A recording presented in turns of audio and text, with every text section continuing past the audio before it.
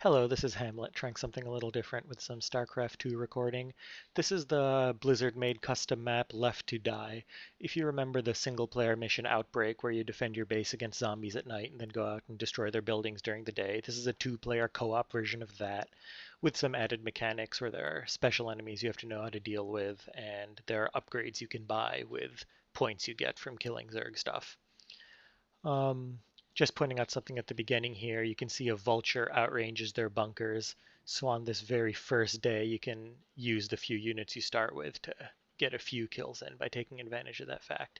You want to micro your marines a little on brutal difficulty so that you don't take silly losses to broodlings.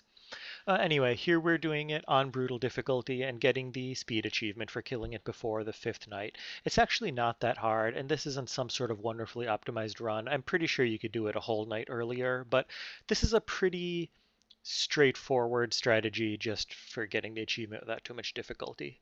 Um, you don't have to be great at StarCraft or anything. I'm pretty out of practice right now, and I checked my APM at some point when I was recording this, and it was around 30 over the whole video. So you don't have to be an amazing or fast StarCraft player. It's just about learning how to do this map and developing a strategy for it. Anyway, here we're into the first night.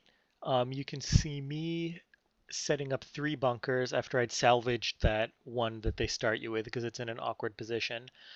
And don't do too much special at the beginning here. Pretty much make constant marine production through the first day, and you should have at least 12 or so marines by the time the first night really gets underway. And that's enough to hold off most of it. You can see Vosk made a few extra vultures. That helps keep things even. Both of us used our starting factory to make a reactor in order to keep that marine production going. The first night is actually a bit tricky the first time you do this game because you have very few units to start with, and the hunterlings, which you occasionally see jumping up the ramp, can pick off units very easily. There are some coming in right now, and actually there I didn't micro well and I lost. It looked like a marine and an SCV. Once you have a lot of marines on your ramp, the hunterlings pretty much get burst down. Here you can see Vosk is repairing one of his bunkers, and these little silly infested guys that continually walk in are pretty harmless. They'll just die to all your extra marine fire when there are no more important enemies around. If they actually swarm in enough to make it to your bunkers, as long as the bunker's getting repaired, they're not going to bring it down. At the very end of the first night, you didn't quite see it here, but some hunterlings sometimes come and attack your mineral line. You either have to be ready to move a couple units over there or turn your starting command center into a planetary fortress. I don't like to do that on the first night because we're pretty gas limited by then, and I already want to use my gas to make that reactor I just mentioned and get a tech lab on my barracks because I'm going to want to start making medics and get stim as early as possible, and also start +1 for my marines. Later on, I will worry about using some extra gas in a planetary fortress so I don't have to keep worrying about ambushes at my mineral line. Um, Here during this day, we're still using our units to go and plow through some buildings. With this small pack of Marines and a couple medics, you don't really want to face off too much against bunkers, but you could take one down as long as you focus fire it correctly without taking losses. A quick note on how we're choosing to spend our upgrades. Medics are the first thing we get. They are extremely handy. Pretty much stimmed marines and medics are going to do the vast majority of our killing we need to do in this map. The only other main unit we need is tanks. And those are expensive. They cost 150 Zerg Biomass, so even if one person saves up purely for tanks, not buying anything else, you're not going to get them until around the third night. And in fact, I'm going to be doing precisely that here. So Vosk gets medics and then Hellions, which are okay. There are a few things you can get second. Medics are really the only important thing. So one player gets medics and then whatever else they want. The other player pretty much just saves up for tanks. So here you can see me setting up for night 2. I'm just checking on what upgrades are going. I see I have +1 going. I think Vosk also has +1 going. I've added turrets up on this ledge for night 2 because that's when you first start having to deal with spotters. Spotters are one of the trickier enemies you actually have to deal with because not only do they have a lot of HP, but they're flying enemies that can contaminate a building. So you pretty much need to have a couple ways of dealing with a pair of spotters when they fly in. Here I put up 2 turrets and a bunker and I have my marines nearby, and that takes care of them perfectly fine. You have to watch out though, because a lone turret or a lone bunker or a lone pack of marines can each get into trouble when a pair of spotters comes in. Otherwise, I'm using this basic setup through most of the map with 2 bunkers at the choke, and I've claimed one of the ledges. I don't really bother taking both of the ledges, partially because it's just hard to have enough stuff on one ledge to have it thoroughly defended from the potential for hunterlings and spotters. Rather, this one solid defense on one ledge with all of these defensive structures and some SCVs nearby to repair, coupled with marines on the ledge, and then the 2 bunkers at the bottom just to keep dealing with these stupid waves of infested that come through. During night 2, these north rocks will start coming under attack. As you can see, Vosk has taken care of those by putting his bunkers right up against the rocks. The reason to do that is that these infested marines will burn through the front rocks as you're seeing, but once they start trying to get through this last layer of rocks, they'll come in range of the bunkers, and they'll actually never break through the north wall. Here you can see me dealing with the second wave of spotters. When I was learning this map, that actually seemed like one of the trickiest parts, the 2 pairs of spotters that come during night 2. Once you can start getting past that, I think it gets easier, because by the time night 3 comes around, you're going to have tanks. Um, Otherwise, we upgrade Stim. You can see Vosk getting +1 range for his buildings, which helps turrets against spotters, and you can see me getting the medic heal speed upgrade, which just makes your medics amazingly strong. Once you have that upgrade and a healthy sized pack of medics, your marines can be permanently stimmed, literally. Uh, Pretty much every time it goes down, your medics will heal the HP off before the stim wears off, and you can just stim again. And that becomes very handy for taking down buildings quickly. Um, we still have 3 days left in order to get the achievement down, but already now that I have the stimmed ball of marines, I'm going to start mowing through buildings very quickly, and I'm not going to be in any danger from taking losses from broodlings or bunkers, or even any of the occasional Zerg units that pop out. Since I didn't take a really getting a message there, yay for BattleNet 2.0. Since I didn't take a really optimized path through the level, I wound up being sort of inefficient with my kill time. Here I kind of went north to finish off this area, but then I'm going to finish it with like 30 seconds left and not enough time to go all the way over to the west and start over there. So I just wind up taking the Marines back home. It winds up mattering because I remember I finished this day with 149 Zerg Biomass, which is one short of what I need in order to buy tanks. If I were doing it really well, I would easily have tanks ready by the time the third night started. As it stands, I'm going to get them slightly into the third night. But otherwise, I pull home before the third night starts, um, and get bunkers loaded up and just get ready to go. In the third night, enemies will continue to attack the north, but again, with that bunker setup, they're not going to break through anytime soon. Enemies will start to attack the south in the same way, and there are a few new types of enemies you have to deal with.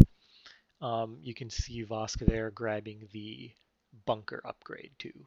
And I am just checking on my resources right there, still to 149. As soon as I kill one special enemy, I'll go up to 150. And there's a choker, which is the new kind of monster that appears on the third night. So here at the science facility, now I should be getting tanks. Hopefully I will remember to have clicked on them in this game sometime soon. Um, a couple words on the special monsters that come. I've already talked about spotters. Kaboomers are those big green sacks, the giant banelings. They are quite harmless as long as you make sure they aggro on a bunker. If they aggro on a pack of marines, you're going to take losses. But if they aggro on a bunker and there's anything nearby to repair that bunker, they don't do anything worthwhile. There, I finally got my tanks, and I immediately take the 2 super-powered mercenary tanks and plant them in a nice spot where they can hit both my entrance and the north. And you could also see me starting planetary fortresses at both the north and the south entrance. Vosk had nicely taken care of the north entrance with the bunkers on the previous night. I am prepping up to start armoring the south with the planetary fortress, and we're both going to be putting tanks there. The north entrance is quite easy to hold, both because of this trick with the bunkers and the fact that the tanks that both players have covering their own entrances will cover that one too.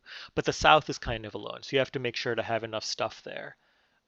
By the end of the third night. You can see on the mini map now, it's just they're starting to bust through the rocks.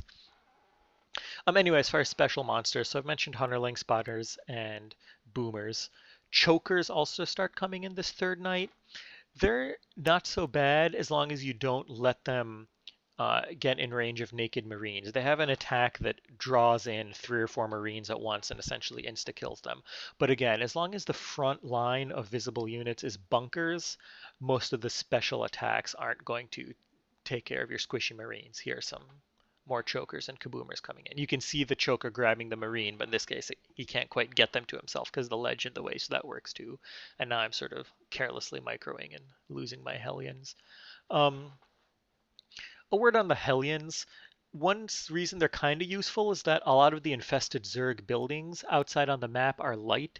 So one thing you can do with your upgrades is grab some Hellions and upgrade Blue Flame for your Hellions, and they help take down buildings. It's not really that helpful since stimmed Marines take down buildings so fast anyway, but there's very little important to do with your upgrades beyond medics and tanks. So we just had Vosk use his second upgrade on Hellions and then got the bunker upgrade because that can be somewhat helpful too. But here I am rolling along with the permanently stimmed Marines I'm talking about there. Stim goes down, I put it right back up again. And you can see those Marines at +2 already. I should be getting them to +3 soon, and that's going to be pretty much all I need to finish off the map. I accidentally made too many medics in that pack, you can see, but it's not a big deal. It just allows you to make sure you can keep that stim up all the time. Looks like he's finishing off +2 now. Should be starting +3 anytime soon. We spent more Zerg Biomass on tech reactors. We have 30 seconds left in day 3. To get the achievement, you have to finish by day 4. As you can see, as I said, I haven't managed my plan too well here, so my Marines are still clearing kind of down the side of the map. His are further along. You can see his dark blue Marines. He's almost all the way to the bottom. There I accidentally shot a building 1 second into the night, and it spawned that big pack of mobs, so I quickly ran away. Just be careful to do that. You pretty much never want to shoot a building at night because it triggers that spawn. Loading up the bunkers. You can see I go to the trouble to put 1 medic in each bunker.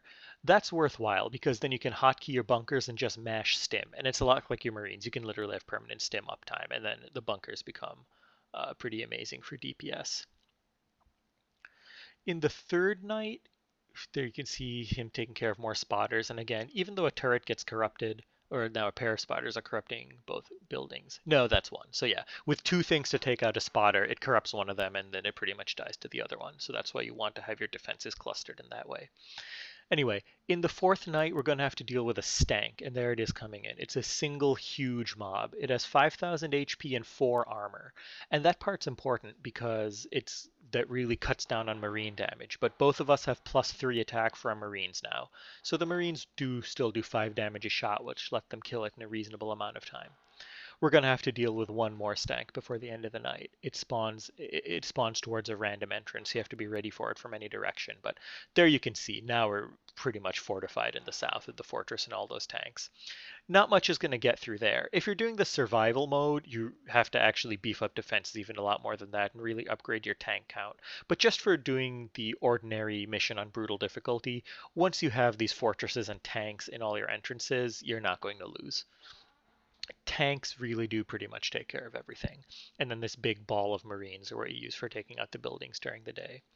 Here, let's see, we don't have quite enough air defenses here at the south, but even still, long-range turrets help out a lot. We lose 1 turret, but the spotters are still not the biggest deal. Here's the second tank coming in, stank rather, and we just move all our units over to kill it. I think, yeah, I sort of clog up the area around my fortress with units there, so I accidentally don't leave a spot to repair it. And so the planetary fortress goes down, but it's done its job. You can see it taking care of the stank here, and does a pretty mean swipe attack. You can see it there, sort of starting to AoE down a bunch of Marines. But as soon as that goes down, we're into day 4, and now we're going to be able to finish off all of the buildings and win the map during this day, which is what we need to do in order to get the speed kill achievement. Like I said, I'm sure you could do it a lot faster. I bet with a little more practice we could optimize it and do it a full day earlier. But I didn't do anything particularly hard or special. Like I said, I'm not that great of a StarCraft player. This has a lot more to do with just practicing this map a little, planning out, learning how to survive the first 2 nights. You sort of have to know when big enemies come in the first 2 nights and have a bit of a plan for dealing with them and come up with a strategy for what upgrades you and your partner are going to get in what order. But once you do that, It's a lot of fun and it's not that hard to both do this brutal difficulty and get the speed achievement, and then there's also a survival mode where there are no buildings to kill and you just last as long as you can against incoming zombies, and that's a lot of fun too.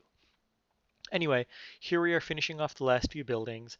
I hope you had fun watching. Thanks a lot.